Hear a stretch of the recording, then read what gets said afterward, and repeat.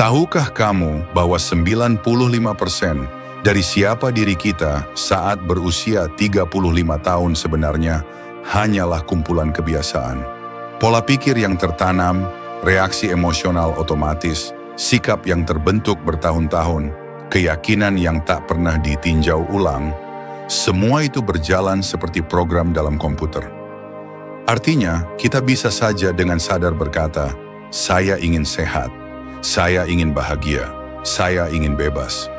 Tapi tubuh kita, pikiran bawah sadar kita, justru menjalankan program yang sama dari hari ke hari.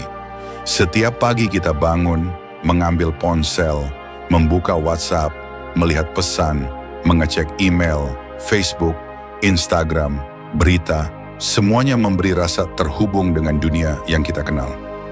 Lalu kita menjalani rutinitas, bangun dari sisi tempat tidur yang sama, pergi ke kamar mandi, minum kopi, mandi, mengenakan pakaian yang mirip, berkendara ke tempat kerja lewat rute yang sama, bertemu orang-orang yang sama, menghadapi emosi yang sama. Itu menjadi siklus yang tidak lagi kita sadari, program yang otomatis berjalan, dan saat itu terjadi, kita bukan lagi pengambil keputusan bebas, kita hanya menjalani program. Sayangnya, kebanyakan orang hanya berubah ketika hidup memaksa, saat krisis datang, saat sakit, kehilangan, atau tragedi memaksa kita mengambil keputusan. Tapi kenapa harus menunggu menderita untuk berubah? Kita sebenarnya bisa belajar dan berubah dari inspirasi, bukan hanya dari penderitaan. Jika kamu tidak hidup dengan visi akan masa depan, maka kamu hanya akan diisi oleh kenangan dari masa lalu. Dan akibatnya, hidupmu akan jadi sangat bisa diprediksi. Pikiran dan perasaanmu menciptakan kondisi dirimu. Menutup mata dan membayangkan masa depan dengan sungguh-sungguh dapat melatih otakmu agar mulai membentuk pola seolah-olah pengalaman itu sudah terjadi. Otakmu pun berhenti menjadi catatan masa lalu dan mulai menjadi peta masa depan. Tantangan terbesarnya adalah mengajari tubuh untuk merasakan emosi masa depan sebelum hal itu terjadi. Dan bagian tersulit dalam berubah adalah berhenti membuat keputusan yang sama seperti hari sebelumnya. Ketika kamu memilih berbeda, rasanya pasti tidak nyaman. Itu wajar. Pikirkan ini.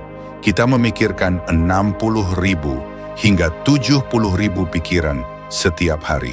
Dan 90% diantaranya adalah pikiran yang sama seperti hari kemarin. Jika kamu percaya bahwa pikiran memengaruhi takdirmu, maka bagaimana hidupmu bisa berubah jika pikiranmu selalu sama? Kebiasaan adalah pikiran, tindakan, dan perasaan yang berulang tanpa sadar. Banyak orang memulai hari mereka dengan mengingat masalah. Masalah itu adalah ingatan, terhubung dengan orang, waktu, dan tempat di masa lalu. Emosi yang muncul dari ingatan itu membuat mereka merasa sedih, marah, kecewa. Maka, mereka memulai hari dengan kondisi emosional yang terikat pada masa lalu. Dan akhirnya, masa lalu yang familiar itu akan menciptakan masa depan yang bisa ditebak. Lebih jauh lagi, setiap kali kamu berpikir takut, kamu merasa cemas. Dan ketika kamu merasa cemas, otakmu mengecek tubuh dan mengatakan, benar, kamu memang sedang cemas. Maka kamu akan memikirkan hal-hal yang makin memperkuat rasa cemas itu. Siklus itu terus berulang sampai tubuhmu menjadi pikiranmu. Ketika kamu mencoba berubah, tubuh akan melawan. Tubuh ingin kembali ke zona nyaman yang familiar. Tubuh akan mulai membisikkan keraguan. Mulai besok saja. Kamu ini sama seperti ibumu. Ini tidak cocok untukmu. Dan jika kamu mempercayai pikiran-pikiran itu, kamu akan kembali membuat keputusan yang sama, yang membawa perilaku yang sama, dan akhirnya perasaan yang sama. Semakin kuat reaksi emosional terhadap sebuah peristiwa, semakin besar kemungkinan otak menciptakan memori jangka panjang. Emosi tinggi membuat kita mengabadikan pengalaman itu. Itulah kenapa banyak orang hidup dalam masa lalu secara emosional. Dan itu membentuk kepribadian mereka. Suasana hati yang berlangsung beberapa hari disebut mood. Jika berbulan-bulan, itu jadi temperamen. Jika bertahun-tahun, itu jadi kepribadian. Maka, pekerjaan kita dimulai dari sini. Belajar memperpendek waktu reaksi emosional kita. Jika kamu masih marah karena sesuatu yang terjadi minggu lalu, atau trauma yang terjadi 9 bulan lalu, maka kamu belum benar-benar melepaskan. Ketika kamu mengenali pola lama dalam pikiran, emosi, dan kebiasaanmu, kamu sebenarnya sedang pensiun dari dirimu yang lama. Dan saat kamu mengulang-ulang pikiran baru dan menanamkan emosi baru dalam tubuhmu, itu akan menjadi familiar, menjadi identitas baru. Bayangkan menanam taman. Kamu harus membersihkan gulma, mencabut tanaman lama, membuang batu yang terangkat ke permukaan. Itulah emosi-emosi lama yang perlu dilepaskan.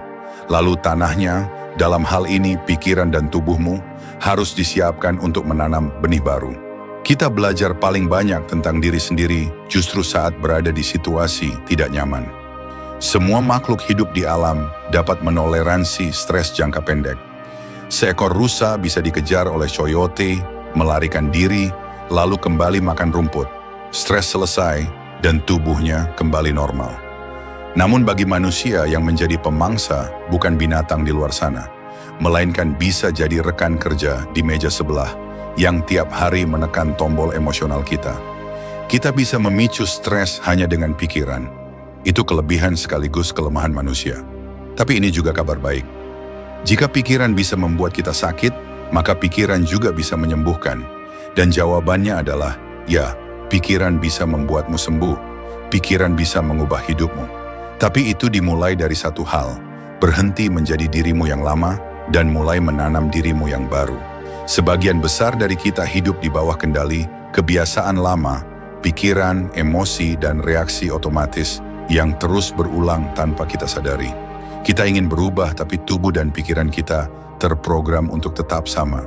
Inilah kenapa perubahan terasa sulit, karena ia menuntut kita untuk keluar dari zona nyaman, meninggalkan identitas lama, dan merangkul ketidakpastian. Namun kabar baiknya adalah, perubahan itu mungkin. Saat kamu mulai menyadari pola lamamu, dan dengan sengaja menanam pola baru melalui pikiran dan perasaan yang selaras dengan masa depan yang kamu inginkan, saat itulah transformasi dimulai. Jangan tunggu sampai hidup memaksamu berubah lewat rasa sakit. Ubah dirimu dari dorongan inspirasi, bukan paksaan penderitaan. Jika pikiran bisa membuatmu sakit, maka pikiran juga bisa menyembuhkanmu. Dan jika kamu bisa membayangkan dirimu yang baru, kamu juga bisa menjadi dirimu yang baru. Ingat, hidupmu tidak akan berubah sampai kamu berhenti membuat keputusan yang sama seperti kemarin. Maka, hari ini adalah hari terbaik untuk memutuskan menjadi versi terbaik dari dirimu. Bukan nanti, bukan besok. Sekarang.